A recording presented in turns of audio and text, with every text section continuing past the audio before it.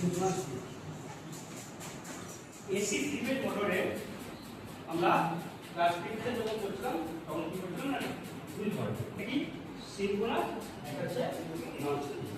এই যে সিনক্রোনাসটা আজকাল থ্রি ফেজ মোটরে যেটা দেখতে গেলে সিনক্রোনাস স্পিড কি সিনক্রোনাস স্পিড কি হ্যাঁ কি বলবো এটা স্যার সিনক্রোনাস স্পিড হ্যাঁ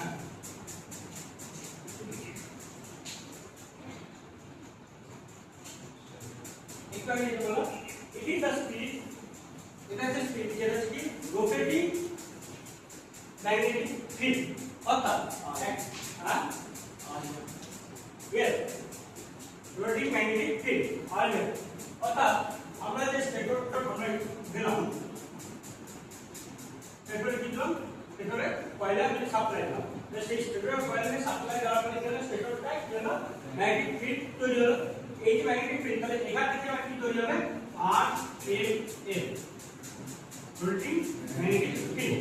এই যে রোটেটিং ম্যাগনেটিক ফিল্ড এইটার উপরে ডিপেন্ড করে কি হবে না রোটরটা যে রোটরটা আছে সেই রোটরটা ঘুরতে শুরু করবে।